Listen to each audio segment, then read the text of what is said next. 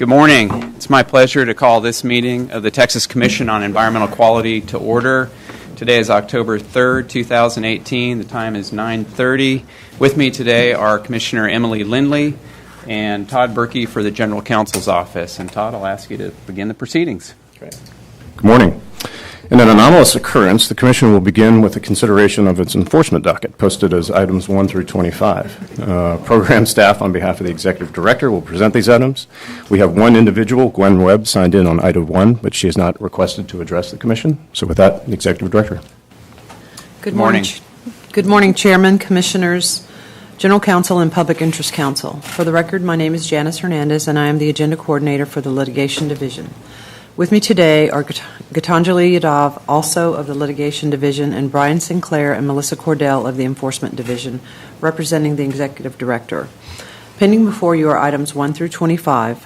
The total assessed administrative penalties are $521,727, with $63,781 deferred, $203,384 applied towards supplemental environmental projects, and $254,562 to the general revenue.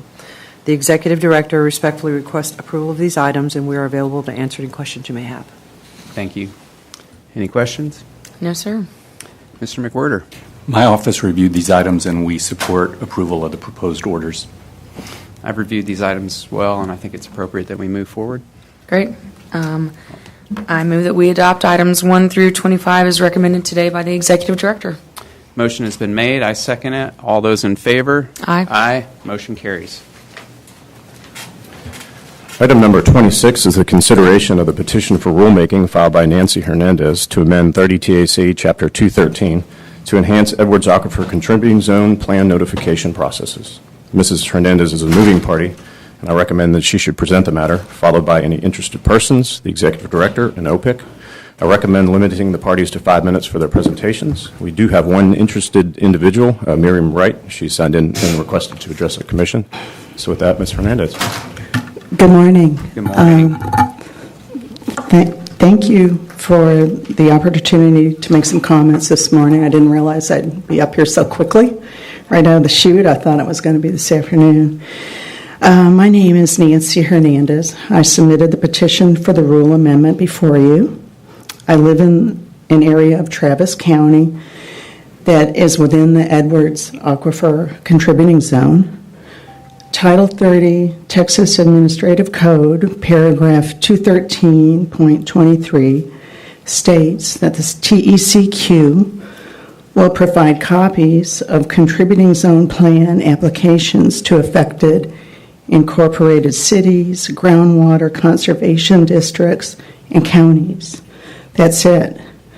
Nobody else gets notified. There is no posting to a publicly accessible database. Yet the paragraph goes on to say that any person may file comments within 30 days. This is meaningless if there is no process whereby any person can find out that a contributing zone plan application has been submitted to the TCEQ. It's a public comment period that effectively excludes the public. The TECQ should have a method whereby not only a government agency get informed, but interested individuals such as myself or organizations can find out about contributing zone plan applications. At minimum, an administratively complete CZP should be posted on the Commissioner's integrated database at the beginning of the 30-day comment period. Intuitively, it seems that this would be an easy thing to do. Preferably, beyond posting to the Commissioner's integrated database, the TECQ should go one step further by electronically notifying individuals or organizations who have registered to be notified. A simple email blast would be a good idea, I believe. The petition for a rule change is reasonable and appropriate for a state agency and would not create an undue burden for the TCEQ staff. Thank you for considering my petition. Thank you. Thank you, Ms. Hernandez. Appreciate you being here today. Thank you. Ms. Wright?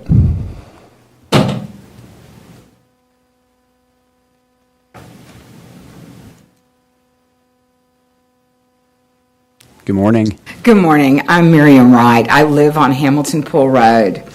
And Nancy and I live in an area that is outside of any incorporated city.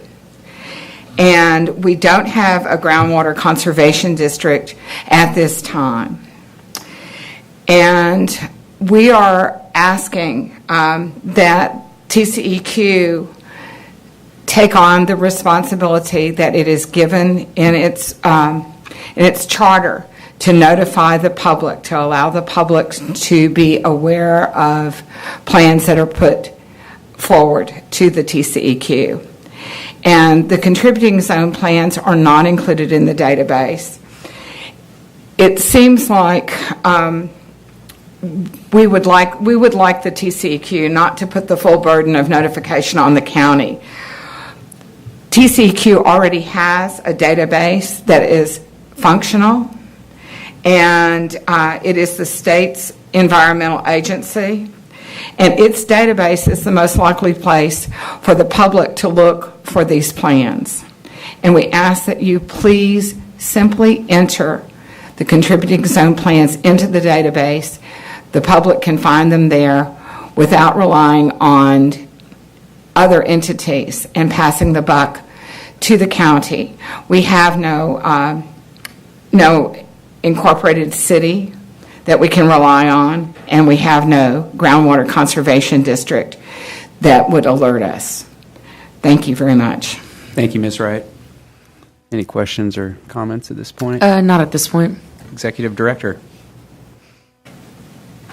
Good morning, Commissioners, General Counsel, and Public Interest Counsel.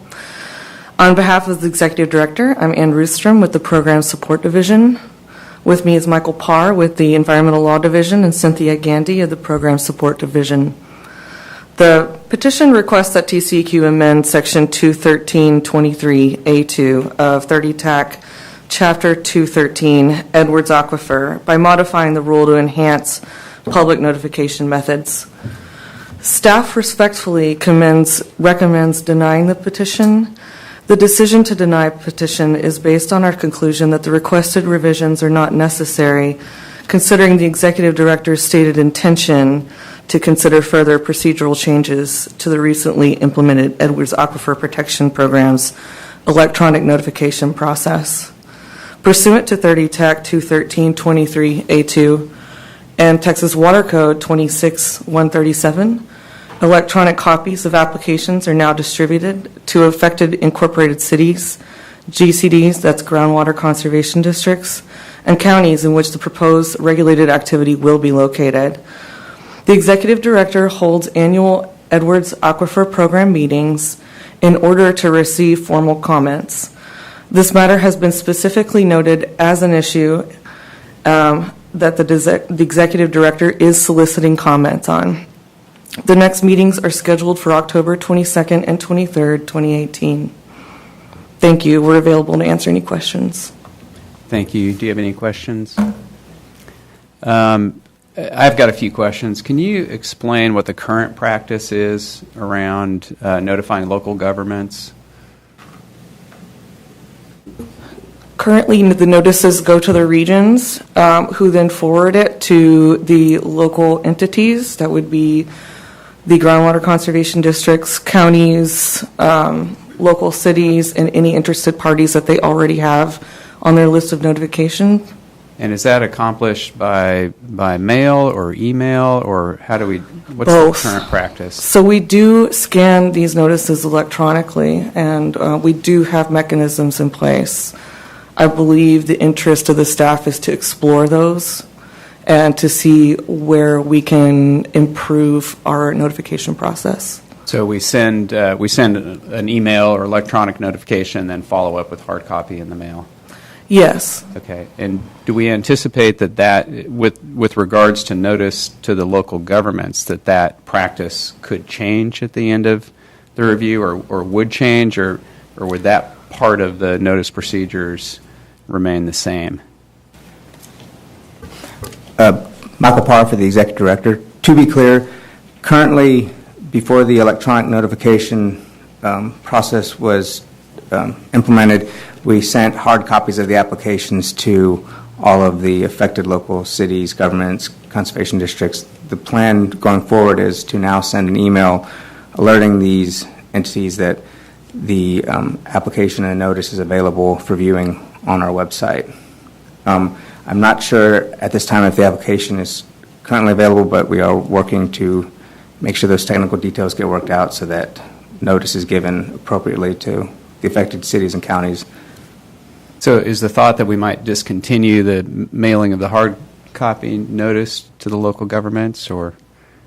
For the record, David Van Sos, Regional Director, Austin Region.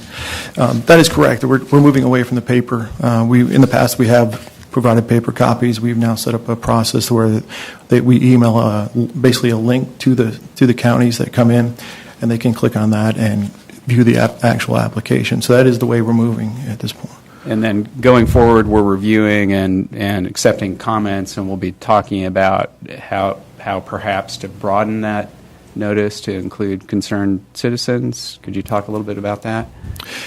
Yes, there are some difficulties. We do receive, between the Austin and San Antonio regions, we receive about 800 applications per year, and then finding the impacted parties can be difficult, as you can imagine.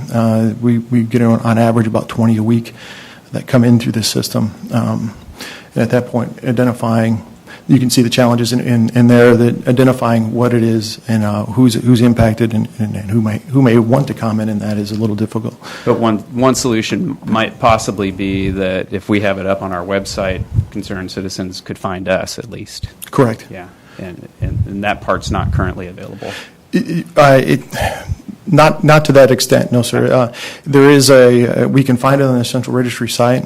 It is a little, it could use a little work to be a little more intuitive, but it doesn't give the actual application so someone can view it. It just says when submittal dates have happened, the milestone dates that happen and occur. I'm a little bit concerned about Section 213.23A2. There's a reference to notice being mailed in there. I think it's towards the end of that paragraph. And it's the sentence that concerns when an interested person or any person can file comments, and it relates to the 30 days of the date the application is mailed to a local government. And I wonder if what kind of problems does it present to read mailed to mean, to include email, for instance? And what I have in mind is, thinking about other notice provisions where we're talking about mailing notice versus emailing. If we were to read this term mailed in the current language to include emailed, what kind of problems might that present in other sections of our rulemaking or rules? The thought with regards to moving to electronic distribution was first that we would send out an email alerting the affected cities that we are considering making this change, and if they are amenable to receiving it in electronic form as opposed to paper form.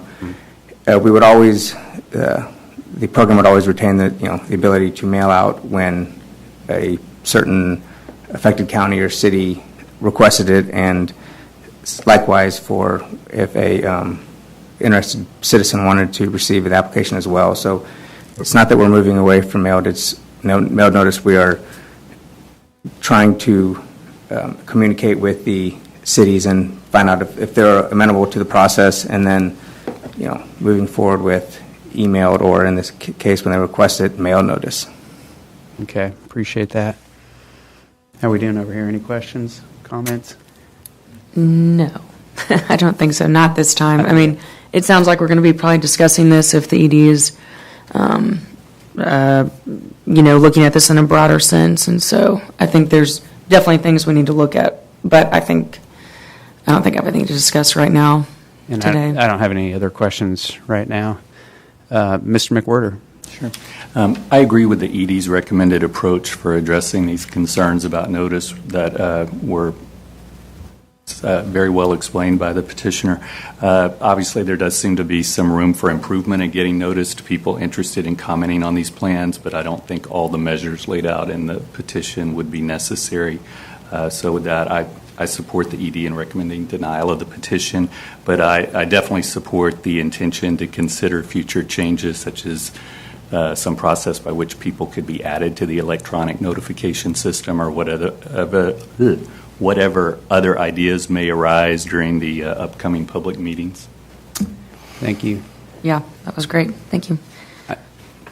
I think we're all heading in the same direction on this. Yeah, increasingly moving towards electronic notice and making sure that there's a workable way for concerned citizens to be well informed about the applications and give them ample opportunity for notice.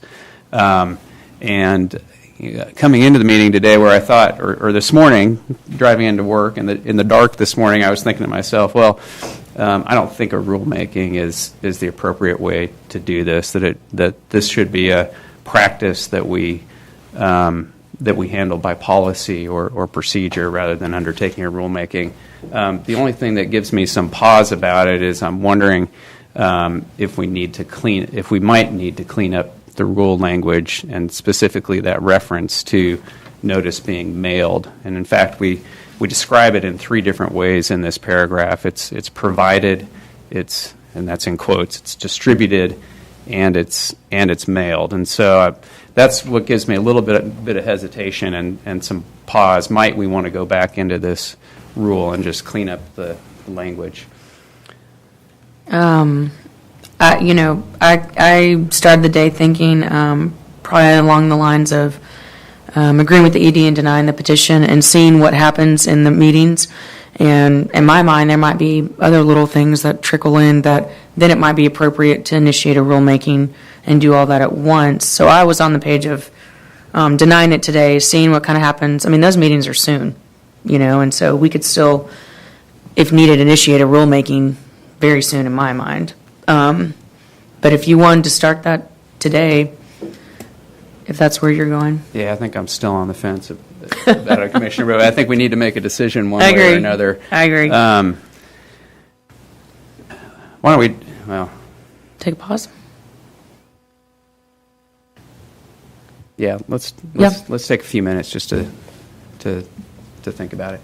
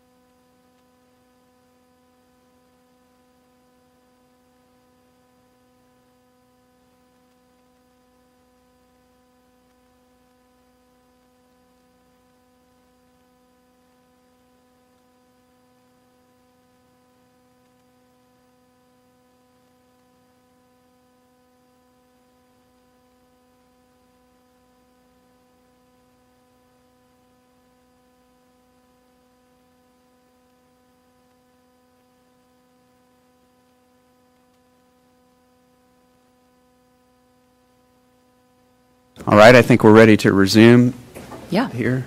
yeah. So this What do is you where think? I am. What do you think? I am on the page of today, right now, denying this petition request, knowing that the ED is going to take this issue up, they're going to work on it, because I agree with you on the mailed versus emailed, and those technical little things need to be cleaned up. So what I'm kind of thinking is deny this petition request. The ED is going to be working on this. They're going to have their meetings in October. Maybe we even designate a time for them to come back sooner rather than later and present what they have found and what they intend to clean up. And if that doesn't quite satisfy some of your concerns or my concerns at the time, then we do a rulemaking.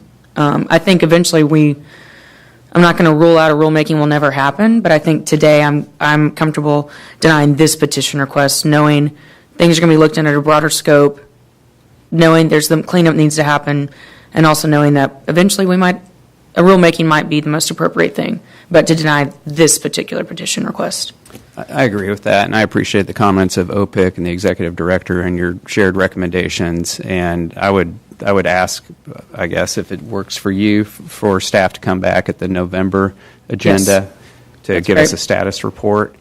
And I think with that, I'm ready to entertain a motion. Okay. Well, I will move that we deny the petition for the reasons stated in the executive director's memorandum, and because the requested amendments don't take into consideration the most effective uses of notice, and look forward to hearing about it in November. Before I second the motion, I just want to again thank Ms. Hernandez for being here and for bringing this matter to our attention. And, of course, you're always welcome to any open meeting. You can come back in November. You can also stay in the comfort of your home and watch us online if you like to do that. But thank you for being here today. With that, I second the motion. And all those in favor? Aye. Aye. Motion carries. Item number 27 is the public comment session. We currently don't have anyone signed in to speak.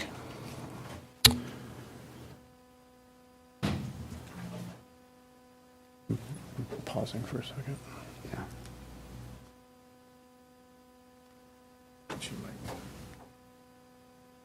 Okay. Yeah, great. You get two bites at the apple today. Yeah, good morning again. Hi. Please state your name again, please. My name is Miriam Wright. The situation that you were talking about, we do feel like simply entering the data into the database, the full report, would give the public an opportunity, if we review the database, if we know to look there, that would be sufficient.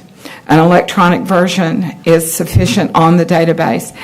I would like to point out that the process we discovered was flawed when 1 year ago a developer presented something to TCEQ. We were not aware of that. We found out about a second plan that was submitted, and when that plan was submitted, instead of finding out about it within 30 days, we found out about it on a holiday week, July 4th, I believe, and we had approximately 3 days to consider a CZP plan, which was an enormous amount of data for us to review and to find someone professionally to look at. It was a crisis. Thank you. Thank you. With that, we don't have anyone else signed in for the public comment session. So with that, we'll move into our closed session posting. The commissioners will meet in closed session in Building E, Room 211S, as permitted by the Texas Open Meetings Act, including Government Code Sections 551.071 and 551.074, to take up and consider matters posted and noticed as items 28 through 31. The time is 9:55, and we stand in recess.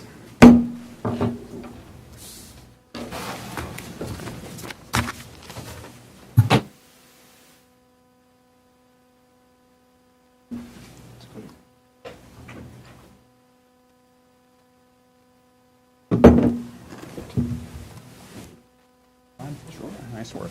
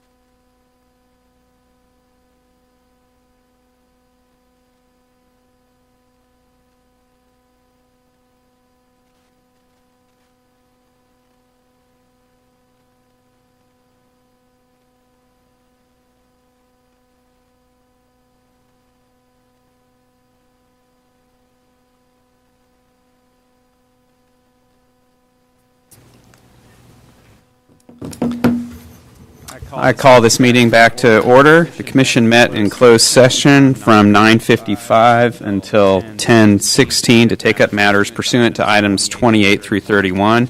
The closed session has resulted in my recommendation to appoint Mike Hardison as the chief auditor pursuant to Texas Government Code Section 2102.005. Accordingly, I move that we appoint Mike Hardison as chief auditor effective October 8th. I second. Motion has been made and seconded. All those in favor? Aye. Motion carries. And congratulations, Mike. Congrats. And we stand adjourned. The time is 10:16.